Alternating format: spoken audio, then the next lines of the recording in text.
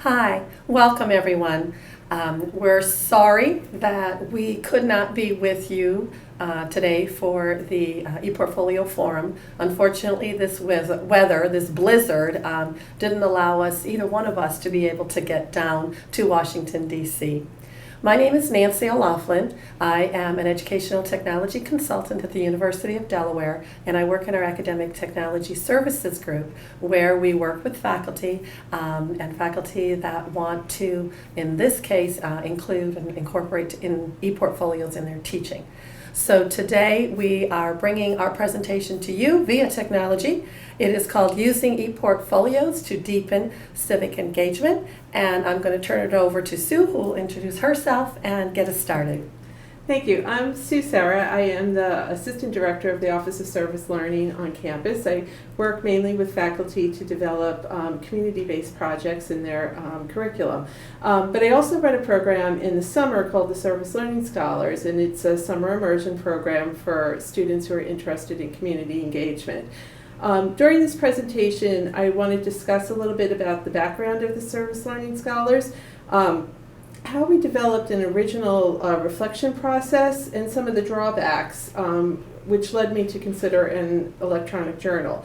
And that resulted in the development of this ePortfolio, and we'll be talking about its design and some preliminary results and plans for the future. The goal of the reflection for Service Learning Scholars is to help students go beyond doing service for a community, or even worse, to a community, and learning to become partners with them.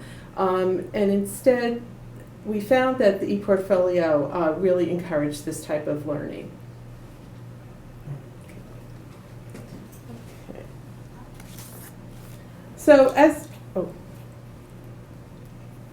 So the Service Learning Scholars program began in 2005. It's a full-time summer immersion program where students work on a community project. They do more formal academic work on the specific issue with a faculty member, often part of the faculty research agenda, and they meet in a weekly seminar that I lead.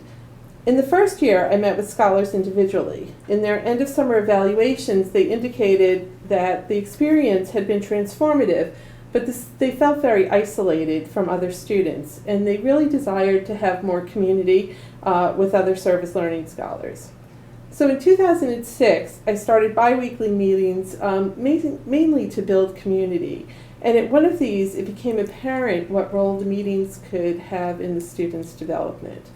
I had a student who was working at a local camp come, and she was very upset at the meeting, and talking to some of the other scholars. Two young girls had been left in a park in the morning before the camp opened, and she just thought this was the worst example of really bad parenting, and one of the other scholars were agreeing with her. And I realized that they had really no critical frame for thinking about what they were experiencing. And it made me realize they had no context for thinking about the reality of the lives of the people they were working with. What I was finding was they were falling in love with the people they were doing the direct service with, but sort of blaming their families for whatever situation they were in. And so I began to think about how I could design the seminars to create a framework that would allow scholars to think more deeply about how difficult it is to live on the margins.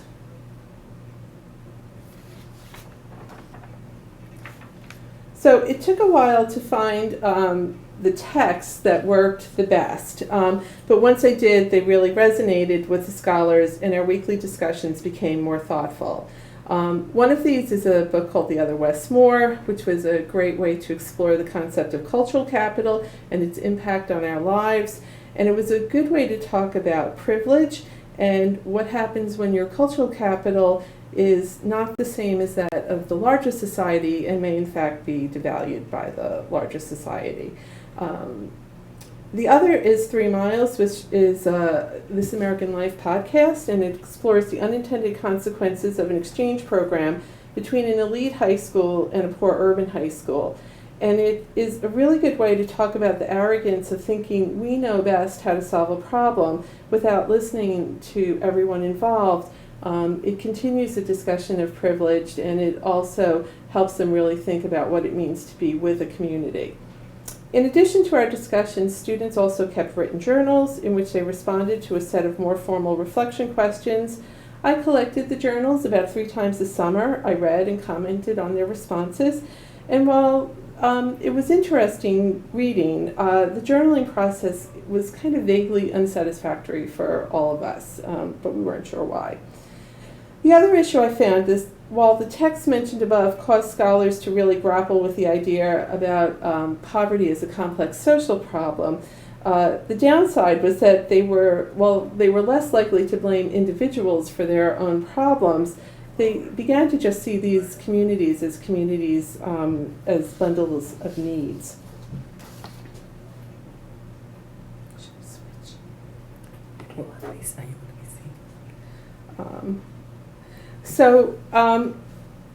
These 2 driving issues, I wanted a better written reflection process and a need for students to view communities in their totality, was awaiting a catalyst for change. And this came last January, as a matter of fact, when I taught an independent study for a student who was pursuing a service project in Cambodia. And we had originally planned to use Canvas, but she had issues getting online, and what we wound up finding was that Google Docs worked best. And I found there was a real immediacy that was missing in my scholars' handwritten journals. With the student in Cambodia, the 2 of us were in conversation. She had used photos to demonstrate the strengths of the community, which was a question I was asking her in her reflection. Because I could respond very quickly to her questions and comments, it really made me rethink what a reflection assignment could be. And I wondered how I could translate this experience to the scholars, but I couldn't imagine using Google Docs for 25 students. And I really wasn't sure how to get there. So I turned to Kathy Pusecker, who's in our Center for Teaching and Learning, and she helped me to more formally map out my reflection questions and activities that I was already using over the course of the summer, and to develop a set of learning goals. And from here, I developed a rubric to show scholars the type of responses I was looking for. Since the summer program is actually a 0-credit sustaining course, it's not actually a grading rubric, but it does let them know what I consider is important for passing. So I'll give you a few minutes to take a look at this.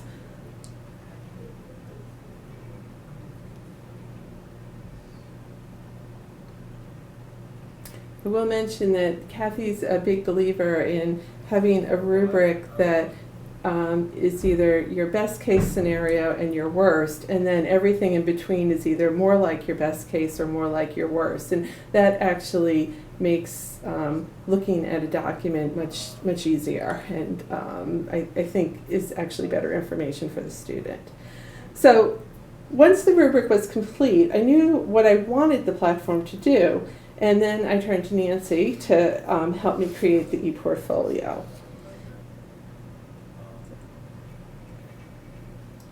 So as I mentioned, I was moving beyond handwritten journals, but I was really still thinking about it as an electronically written journal. And as I started planning, I thought that in previous years, many students had artifacts from this work, their work with the community partner. Some had written articles for newsletters or local media. Some had done videos, others had done marketing materials. And this might be a good place to keep them. And from seeing artifacts in the previous years, I realized that the ability to easily share reflections in modes that were other than writing would allow some scholars who were more multimodal to better demonstrate their learning.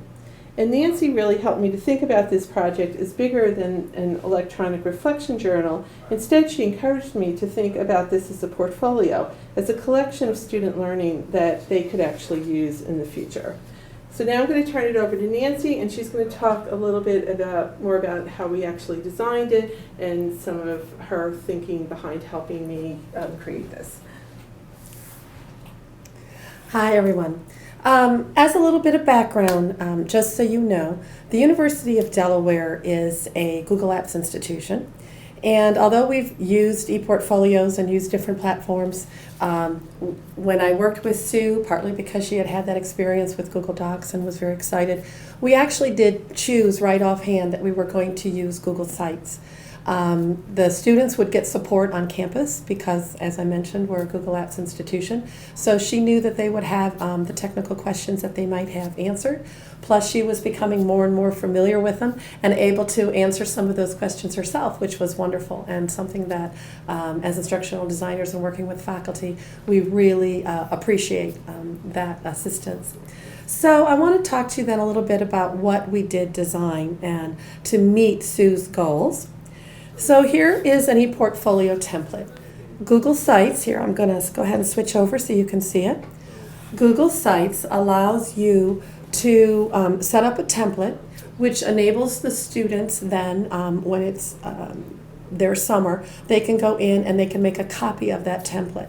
By making a copy of that template, they're basically starting with the framework or the structure of the ePortfolio. And what Sue provided then was guidance in each of the major sections where she could ask the students particular questions, where she could give them a sense of what would be appropriate to be placed in each of those sections. So looking at this and seeing what sections, we primarily had major sections for the introduction, their reflection area, what we called a photo essay. They all participate in a type of community partner interview, and then they're actually asked to do a synthesis at the end of the summer. In addition, you can see we added the rubric to the portfolio that Sue was talking about. She said she wanted students to be able to upload those artifacts that happen throughout this experience that they have within their community, so they had an area to be able to do that. And they had a calendar, which helped them with their sequencing of events and the different structure as it would happen all summer long. So I'm going to highlight just a few of those, but notice in here, each at the end, underneath the main section on the page is where Sue could provide whatever guidance or questions or directions that she did want to give the students. I'll give you a minute to kind of skim this, and then I'll kind of summarize for each of these major sections and provide an example for you.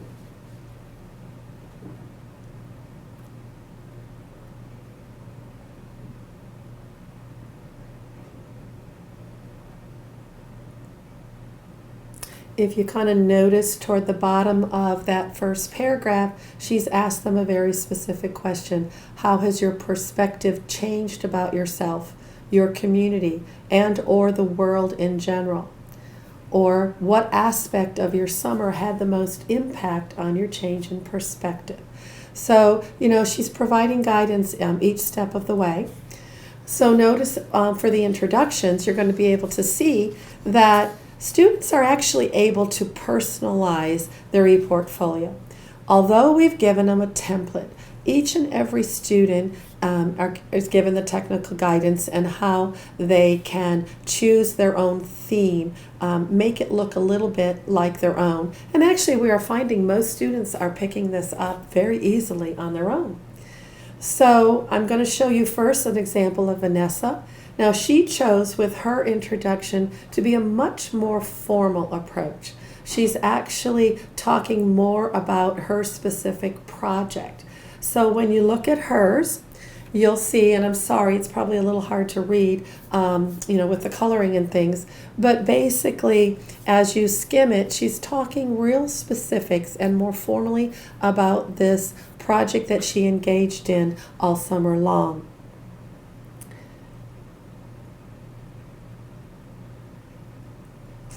Similarly, some students really do take to talking a little bit more about themselves and how their project affected them and what their particular experience was like. So here is another example of Kristen's that you can see. First of all, wow, the colors, it's changed. She was involved obviously in a project that looks like it had something to do with health and nutrition, possibly? She worked for a group. It was a farm that worked with young adults who were aging out of foster care. And they ran a farm and sold the food at a local food bank, a food market. So, so here, even just her whole approach to hello, my name is, she made it very personal to herself. And obviously with her image that she's used across the top, it reflected the project that she was doing at the farm. So you can see that each of the students were adding their own little personal element to their portfolios in any way that they found comfortable or that reflected the projects that they were doing. So what we were learning is that the ePortfolio really did enable the students to visually represent what they were thinking about and how they were thinking about that in their project. And it did allow them to be creative. So the reflection section, now that is where you heard Sue mention the importance of giving them some guidance and asking major questions that fell primarily into 4 categories of responsibility, critical thinking, partnership, and sustainability. I'll give you a kind of a moment to look over. We've put an example of each of those questions here. And keep in mind, those questions would have been available in the guidance area of the portfolio under reflection. So the students could read that and then know what it is that they were supposed to be actually doing their reflection on.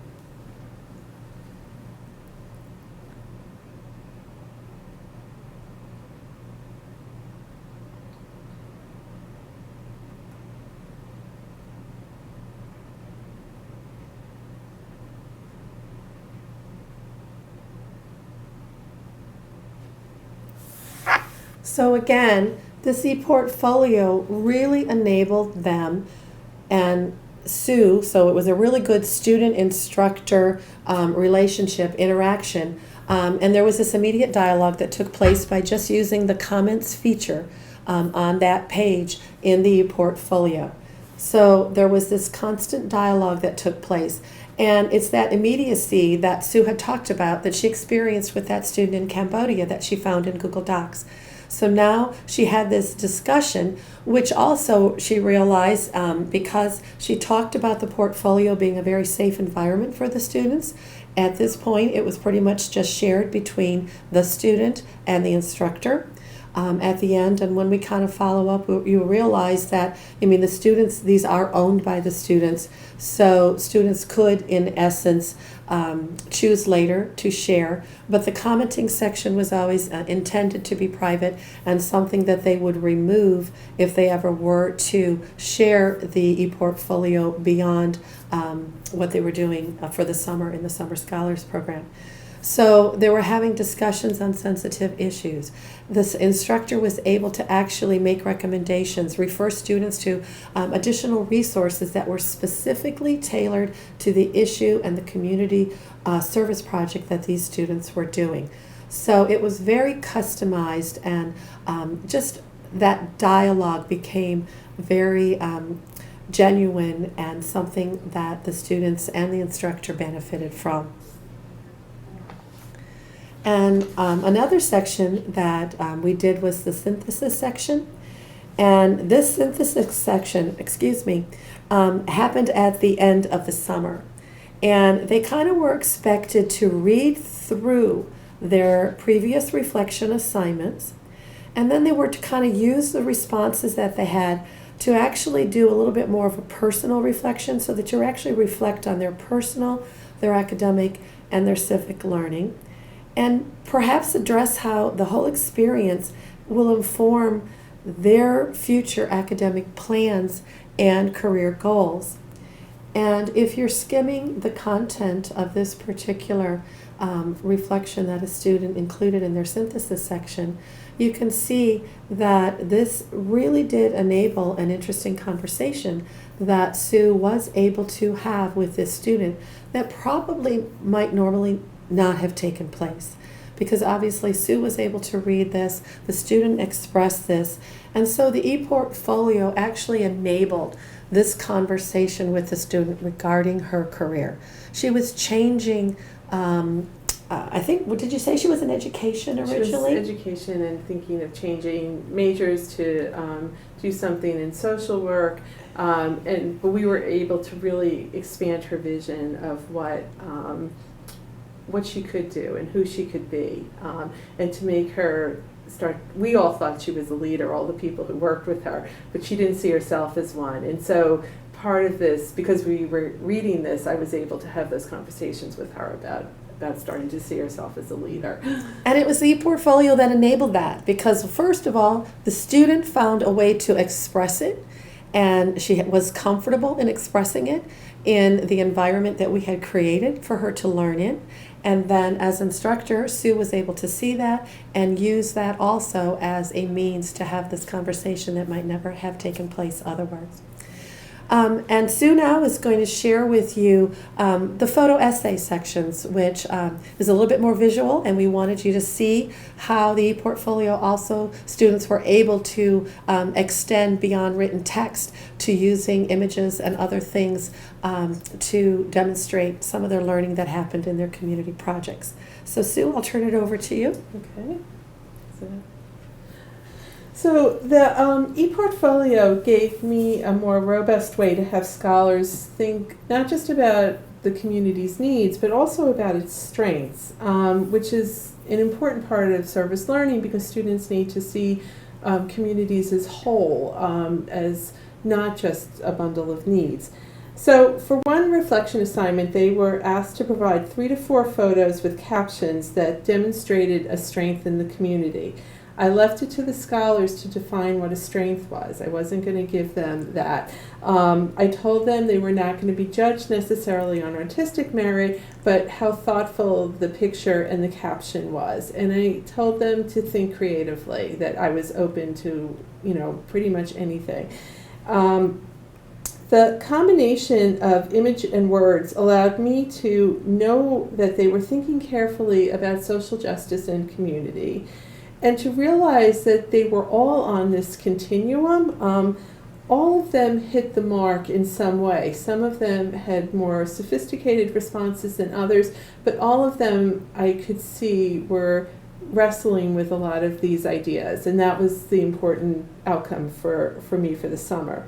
So what we're going to do is show 10 images, or I think there's 10 images, that were chosen from some of the photo essays. And so the picture and the caption is the work of the scholar. And then when I was looking through them, I found a set of themes. And so I actually have written on there a theme like kinship or responsibility, sustainability. And so you'll see that as we go through these.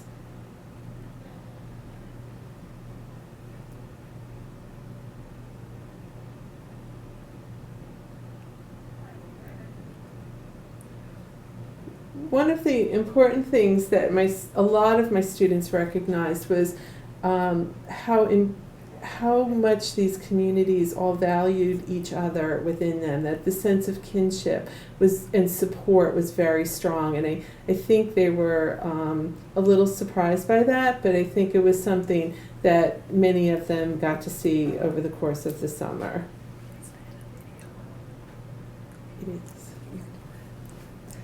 I think, Sue, and maybe correct me if I'm wrong, but even though we've kind of taken an image of this, I actually believe that this example at one point was a video, that sometimes students do include videos also This in their was artifacts. a video. I will say the quality of it was done on a phone, so the quality of the video isn't so great, but this was a student who was using dance notation to teach math skills, and so all of the girls would design their own dances and then use this notation as a way of practicing their addition and subtraction problems. So but it isn't something that they could do more than just a photo. Okay. This was an important one. It was a photo of a group that there were a lot of moving parts, and I think one of the important things this student learned was you can't teach people you can't just assume people want your knowledge, that you actually have to be in community with them to understand, what their needs are in terms of learning and sharing what you know. You can't just assume that they want that.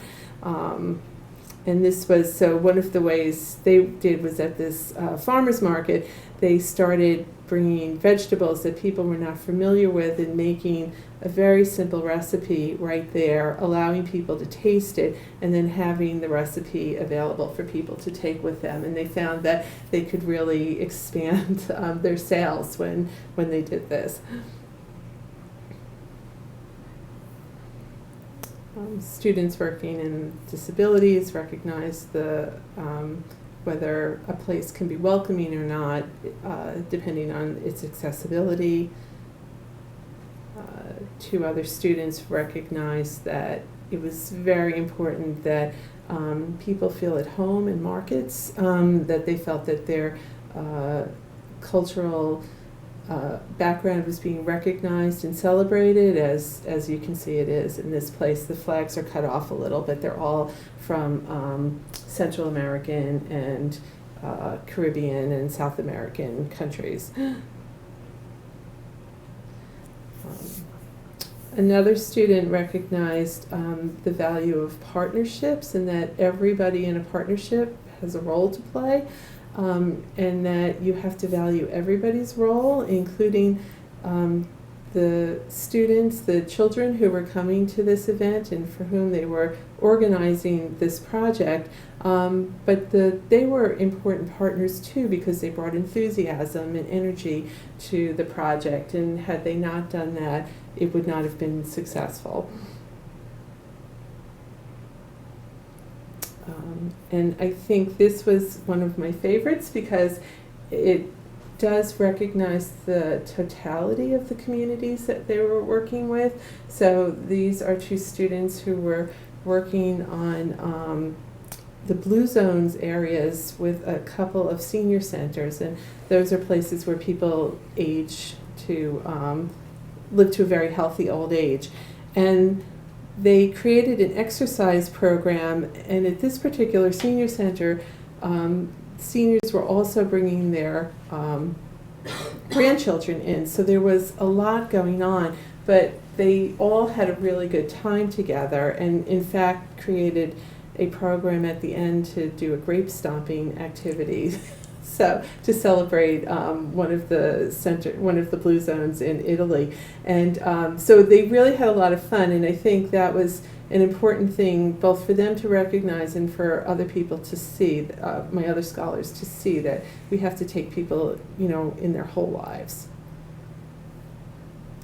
This was a day center for homeless families, and this student recognized how important it was that this house looks like every other house on the block, and so it treats the families who use it with respect and dignity, and that's an important part of doing service work, is really valuing the people that you're working with.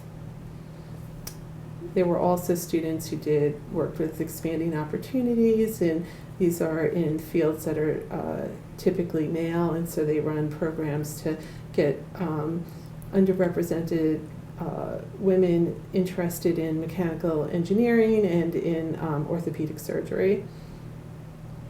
And then finally I had a student who recognized that all of the research that gets done, they work in a program that does a lot of applied work in a behavioral intervention that's very successful out in the world, but they were recognizing that if it wasn't for all the behind-the-scenes activity, none of this would happen. So that the people who do the coding and the students who do, make the phone calls and set up the appointments and do all of that were a valuable part of this program as well. So at the end, scholars were asked to evaluate their ePortfolio, and just these were some of the comments that we received. I think they liked the idea of putting it all into one website. I think they found it because it was sort of a running document that we were having a conversation on, that it really helped them strengthen their knowledge about what they were doing. And the photojournal was very popular, and in fact, a number of students asked if I could find ways to expand that, to do that with other reflection activities. So, the lessons we learned.